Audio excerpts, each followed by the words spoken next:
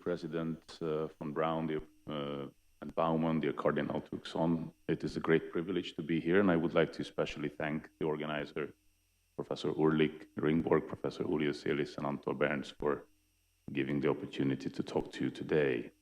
And as you've heard from previous talks, including the Commissioner's talk and Elizabeth's talks, there's a major problem related to cancer within Europe, which is posing a major economic burden for the citizens and societies as well. Although Europe provides outstanding cancer care, as we heard from many talks, there are still notable disparities, not only between countries, but also within countries in the continent. And to reach the very ambitious aim of current activities to reach 70% survival of patients, 10-year survival for patients for 2035, I think we need to start seriously thinking about reducing socioeconomic inequalities in cancer and also prioritize decreasing inequalities in cancer research, which is going to be the topic of my talk today. And this is a slide coming from colleagues at IARC, and you can see it on the left side. When it comes to incidence of total cancer cases within Europe, the Central Eastern European region is not doing so bad compared to the Western societies. But when it comes to mortality, shown in the right side of the panel, then you can see that there are major differences. And this is something that is of concern and needs to be addressed, I think, within the cancer mission and the Europe Beating Cancer Plan. Just to give you an example here, an example of lung cancer, when you randomize mortality in 40 European countries in 2018 based on GloboCan estimates, but I have to confirm that the Hungarian data correlates well with the cancer registry as well. You can see that, for example, mortality in Hungary was twice as high compared to Sweden in 2018. So that's a major difference. I think this needs attention. But then you have some other examples here which are showing that in some cancers, including pancreatic cancer or liver cancer, which are problematic, as we all know, we're not only getting close to this very ambitious aim of having 70% patients with 10-year survival by 2035, but what this slide points out is that even in cancers like colon or the rectum, where some of the countries who do very well reach this number already, the Central Eastern European countries, which are on the bottom of these graphs, they really are lagging behind. And this is something very important that was pointed out by Elizabeth yesterday, that you also have to look into the education inequalities. And you can see with the open bars that in all of these cases, total number of cancer cases in men or mortality, sorry, in men and women on the top panels, as well as in lung cancer, as an example, you can see that with the open bars, the population with higher education are not much different in Central Eastern European countries compared to Western societies. But when you see the differences between the lower and the higher educated people, which are shown by the black and the open circles, then you can immediately see that towards the right side of the panels, where you see the Central Eastern European countries, the differences are much larger compared to the Western societies. So potential causes of these inequalities are individual and collective behaviors, custom and social interactions linked to the exposure to cancer risk factors, availability and access to early diagnosis and screening programs, availability and access to effective treatments. But I need to very much emphasize that also inequalities in research facilities and research activities makes a difference. And that was really the punchline of this important paper that was introduced by Simon yesterday, published in Lancet Oncology recently by Richard Sullivan's group, which demonstrated that differences in research activities are actually linked to differences in cancer mortality in Europe. And although Europe is doing very well in general when it comes to cancer discovery science, we need not to forget about differences within the continent. And we've heard from the previous talk as well as from the talk from Simon yesterday that in our continent, comprehensive cancer centers play a major role in treatment of cancer patients as well as in cancer research. And it makes a real difference for the patients to be treated in these centers. I know this as an accreditor for OECI, as a board member as well. And you can see very high quality cancer diagnosis and care, research, education, and a huge international networking activity in these centers. But when you look at the numbers, you can actually, this is something that's been shown by Simon yesterday as well. This was an OECI research activity, which we published in Molecular Oncology in 2021, where we compared the outputs of comprehensive cancer centers designated by OECI to cancer centers. And as Simon already said yesterday, and you can see on the top panels, the major difference in these infrastructures lie in their research outputs. Also, it's important to emphasize, which you can see on the lower panels, is that in clinical trial activities, there is a huge difference between these centers, and these are accredited centers by the OECI. But even within these accredited centers, you see these huge differences, which apparently makes a difference in cancer treatment.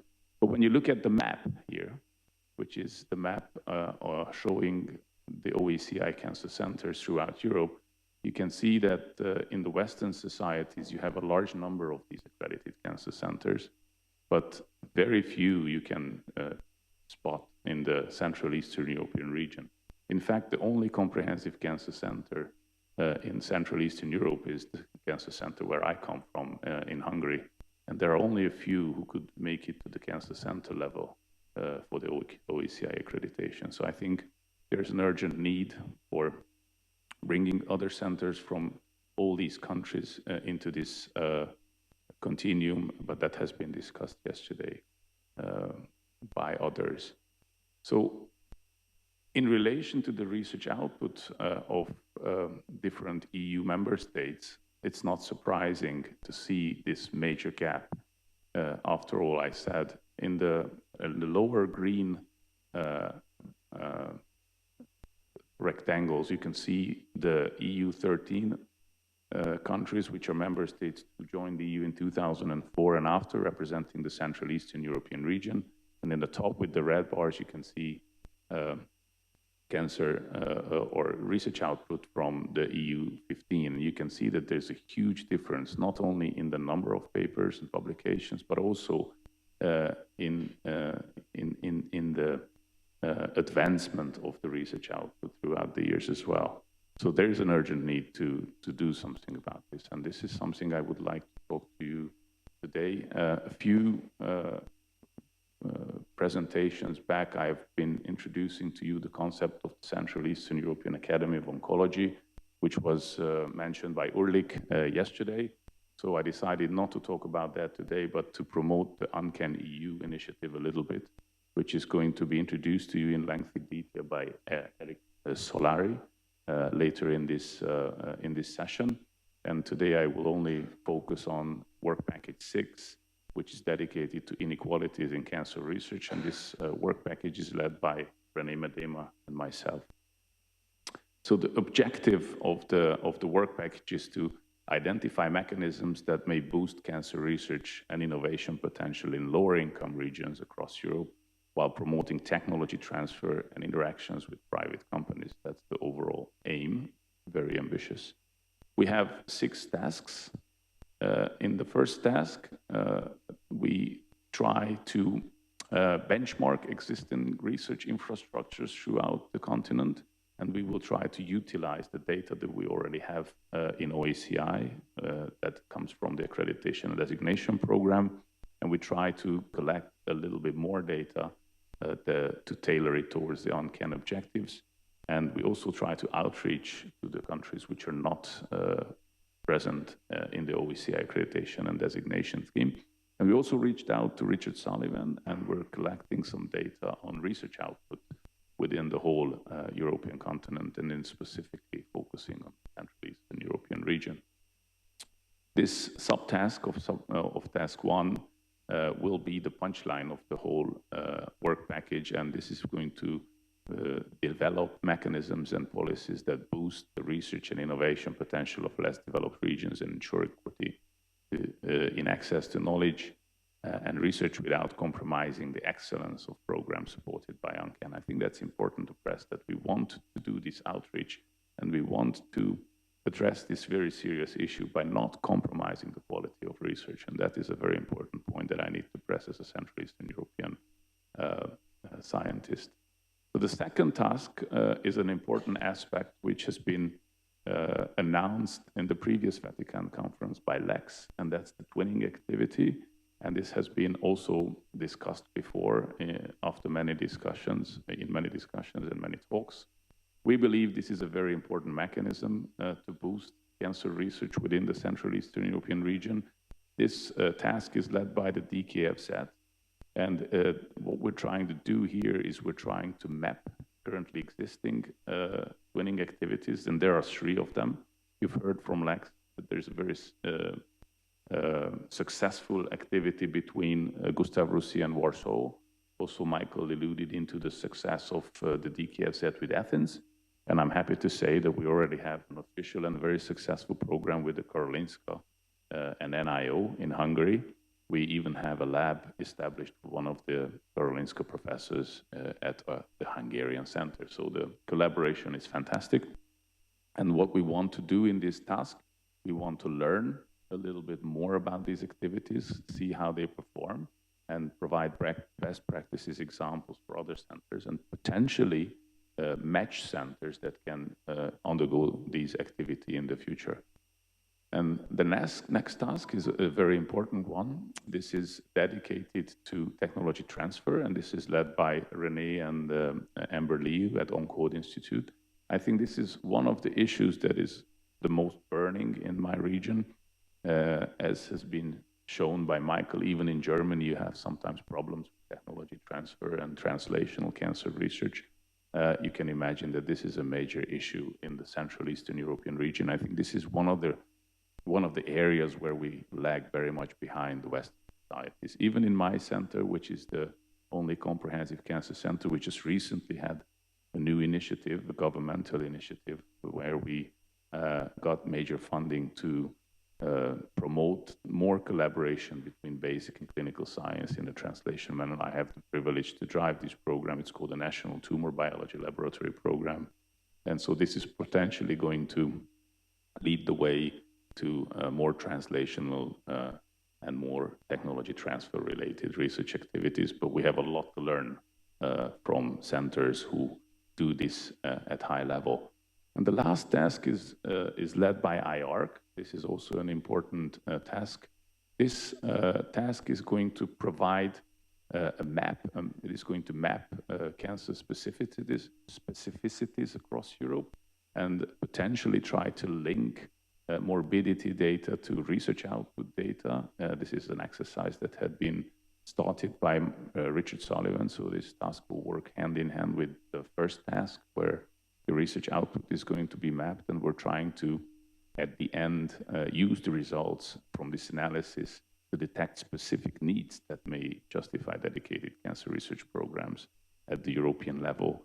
And we're very excited about this program, but I think you will hear much more about this from Eric Solari in his talk, what are the general overarching aims of the whole program. And in conclusions, I think I would like to say a few words on what I just said. There are remarkable inequalities in cancer incidence and mortality within Europe, which is obvious. We have acknowledged a number of times that there are socioeconomic inequalities, which represented in cancer statistics throughout the continent. And in order to achieve this ambitious aim of reaching 70% 10-year survival rate by 2035, these disparities should be addressed immediately. I think we have to appreciate that better research leads to better cancer care in member states. So we definitely need to do something about the inequalities in cancer research, especially focusing on the Central Eastern European region. We need to develop a pan-European research and innovative plan which addresses inequalities and include the centers and research infrastructures within the Central Eastern European area as well. We need to focus on prevention. It's not only an area which needs improvement in our region, but I think in Europe in general. And I would like to bring your attention to the Uncanny You presentation by Eric Solari, which is an ambitious program and is aiming to help this research continuum along these lines. Thank you for your attention.